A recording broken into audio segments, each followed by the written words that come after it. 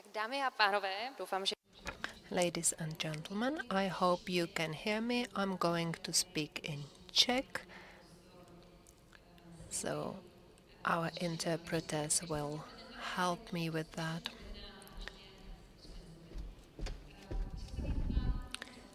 I'm going to introduce Ministr Zdraví. It's a think tank of experts. We have about 30 experts and we strive to enhance digitalization, prevention and all areas in healthcare. So, we are about to discuss how digitalization of e-health can enhance and prolong our life. Also, healthcare is under enormous pressure. We are aging. As you well know, around 2020 we'll have 1/3 of population over 60. Now it's around 18%. In 2050 it'll be more than 1/3, and it brings about higher costs. Healthcare is under financial pressure. It's no longer aligns with public income. As you can see, the growth of GDP is at around 1.5%, while health spending is at 2.6%. The older we are, the more expensive their treatment and of course the overall cost of healthcare. How to deal with that? One of the ways is digitalization. The recent McKinsey study showed that it would bring savings of 12%, but sometimes the estimate is even higher. What we need is electronic health files. We also need to use telemedicine. We need to improve the administration of medical records. I'd like to say that data can save our health. You will know what medicines you are taking, what their contraindications are, and it'll be important for you also to be aware of what sort of data is used. I've got two esteemed experts, Mr. Foltin, head of the National Center for eHealth, working in the Ostrava Teaching Hospital. So he is a man that has experience from a real big teaching hospital. He's created terms of sharing medical records. He implements IT projects and also deals with digital transformation in healthcare. The Ministry of Health is one of the stakeholders. That's why we have Tomáš Šedivec here from the Digital and Information Agency. He's the head of Public Administration Information System Architecture Department. He helps define rules. He's cooperated with the Vysočina region, for example, in the field of healthcare, and he also is responsible for assessing projects funded from IROP in the sphere of e-health. These two gentlemen cooperate a lot to align both policies. So the first question is, what savings can digitization bring to the national budget? How can that be done in the Czech Republic, and how the efficiency of the whole system could be enhanced? Thank you for having me. One of the key tasks of the healthcare sector is digitization as such. The base has already been built, but it's very local. We do not have any shared nationwide system, so that is something that we would like to have in the healthcare sector, and also we'd like to save costs by way of optimizing healthcare. And our top priority is also to ensure capacities, meaning staff members who are now doing that. Also, and that what doctors want, we'd like to reduce red tape because doctors are now responsible for writing and rewriting long reports. We would also like to prevent double or triple examinations, which is currently quite a frequent thing, and it is paid for by health insurance companies. But we'd like to focus on optimization. So, doubled or tripled examinations, it's a big burden. We do not want to have our blood taken several times, right? Yes, exactly. I know that from practice. Sometimes the reasons are quite bizarre that you as a patient are not able to understand. Sometimes it's because doctor is conservative. Your doctor may be used to get results from a particular lab in a particular form, and he's not comfortable with another lab. He might cast doubt on its qualities, etc. So the key thing is to standardize documents, standardized forms. Any doctor should be able to receive the results, the outcome of your examination on a specific form. From the viewpoint of DIA, where can you see the savings? Doctors complain that they spend lots of time by typing data into systems. Should we, as the public administration, hear their complaints? Thank you. Thank you for having me. I experienced the same double examination quite recently. Well, problems that you have in the healthcare sector we face in the state administration, and I am glad that we see each other more and more often because there should be harmonization between the healthcare sector and state administration. Any patient is also a client of the state administration, and we should offer him or her a quality service because he's not able to distinguish between different types of services. Digital transformation in state administration is sometimes hard to promote. We have civil servants that keep saying that they would never use a computer, they prefer paper files, etc. But you cannot stop progress. You should explain that to those people, or they will have to leave, unfortunately. I'm going to give you one example. War provoked by Russia in Ukraine. There was a wave of refugees. Thanks to digitization, we managed to include all people in the system, and we were able to provide services to them. Mr. Tepkosh at the Ministry of Labour and Social Affairs made all processes so efficient that he even made the work of labor offices more efficient. So all the processes were so efficient that even some people could leave. We hear that there are no dentists, there are no logopedicians, there are no pediatricians, and all of this must be taken into account. So we heard that e-government and e-health are very close to each other and they should be aligned.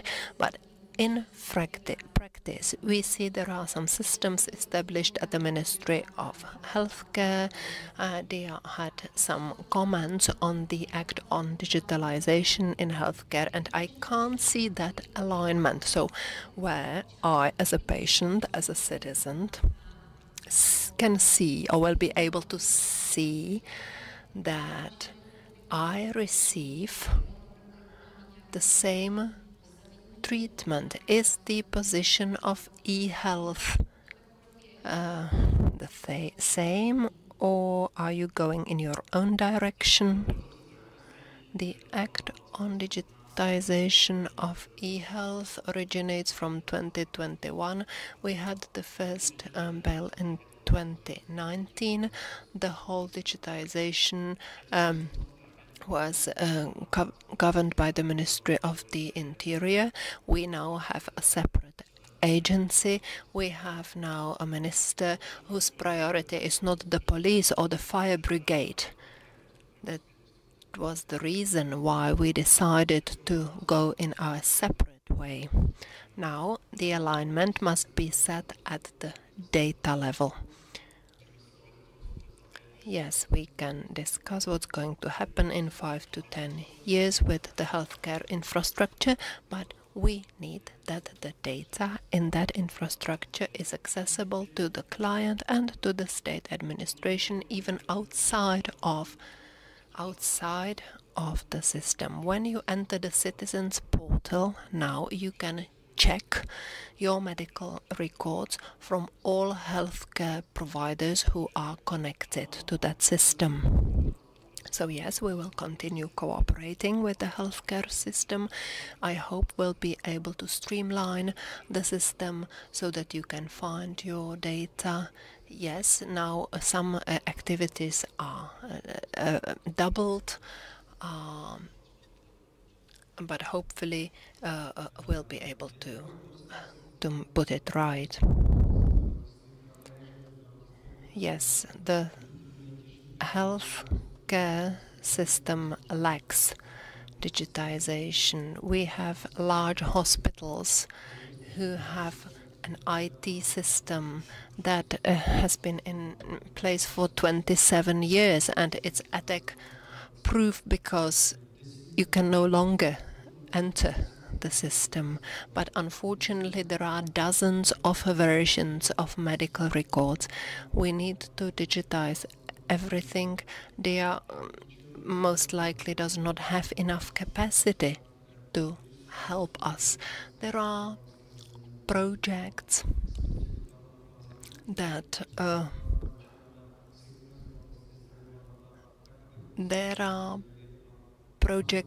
where we will share data with the state administration, and these components most likely will be aligned. We've signed contracts with our partners.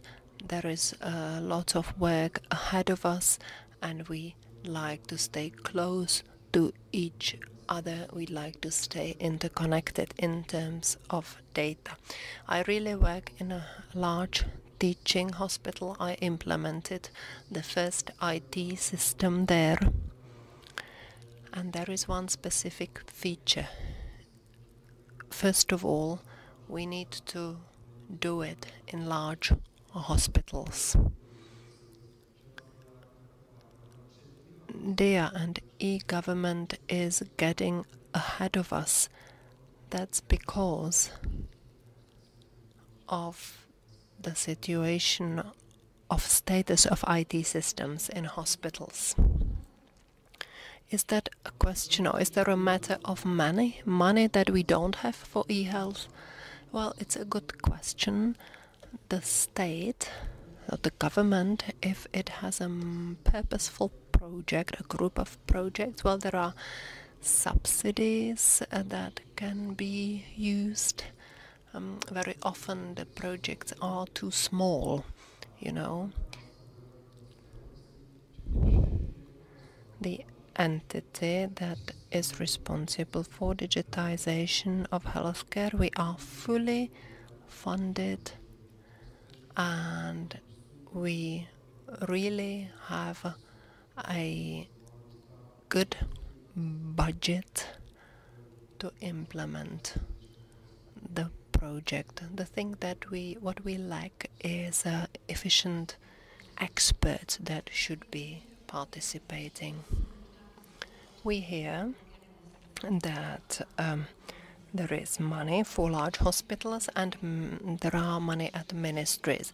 How about smaller surgeries, private physicians?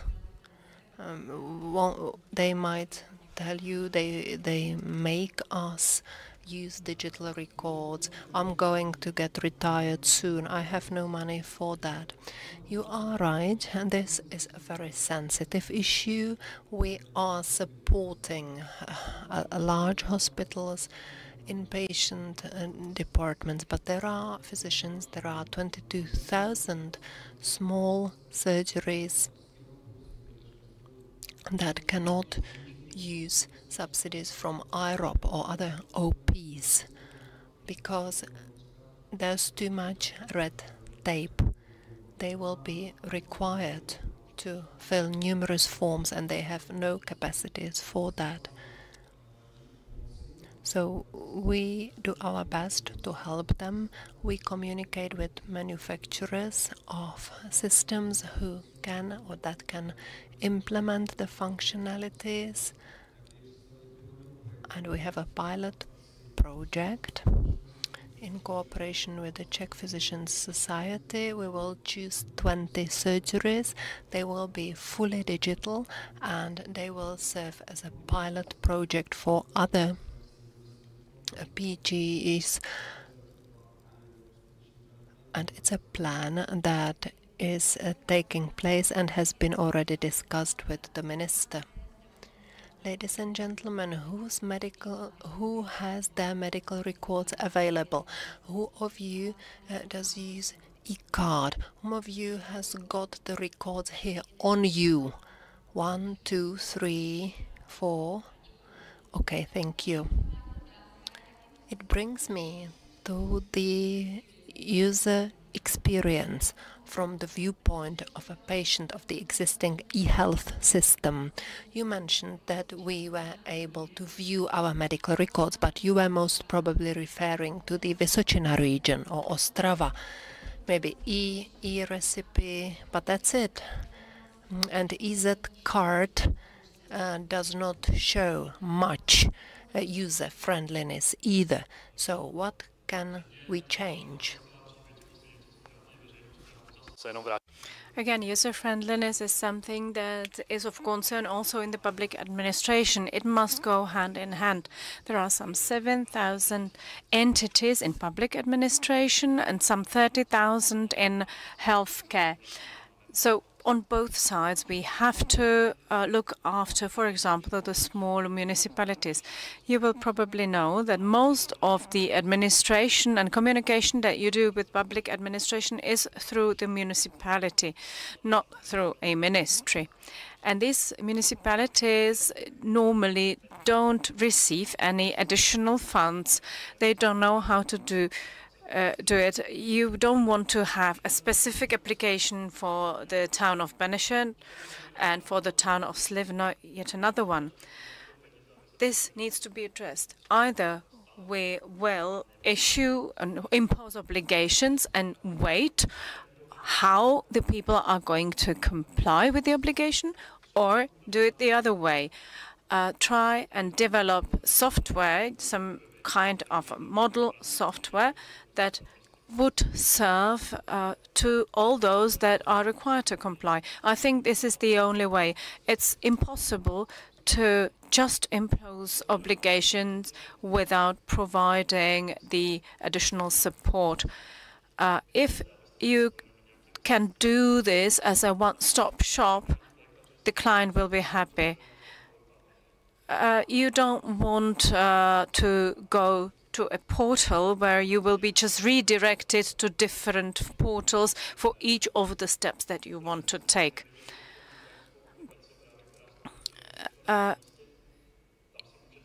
You should see the Ukrainian application. It's just really one-stop shop. You can check your medical records in one place, and in the same place you can report having seen an enemy aircraft. It's really excellent. The Ministry of Health would like to present a meaningful tool that would serve to the whole sector. EZ Card is a platform that was launched during COVID. It's a transformation of the original Czech vaccination electronic card. The EZ Card would need that the data that is available is not only in the application but can be also mirrored in other channels.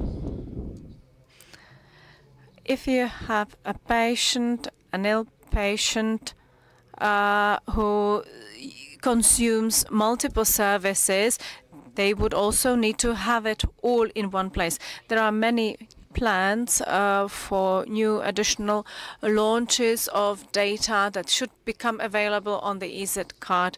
We will try to turn it into really a meaningful tool where you will be able to find the necessary information. Well, hopefully we will see the extended functionalities of the EZ Card. And now, please tell me 3 key objectives that, from your viewpoint, should be met in order to use fully the potential of eHealth. Well, if you say 3 issues, well, to put together or get nearer e-government and eHealth, then incorporate the European obligations in our own systems. Let us start addressing these issues jointly. It will save us a lot of effort. And third, targeting financial means effectively and efficiently. Obviously, we are not, or the national budget is not unlimited, and therefore we should target the funding specifically and correctly. I think that the task of the ministry is to achieve the elementary functionality, and that is to allow sharing of medical records. This will make the life of the patient easier, it will make the life of the healthcare system easier, and it will bring us forward. Secondly, we need to digitalize the inpatient care. This is where the resistance will be greatest, but we need to persuade the people in the inpatient care. And third, we need to make sure that the patients who become clients of the system are able to consume the outcomes of the service, and so that they feel that it really serves their purposes. If we help save health to one person, it would be desirable.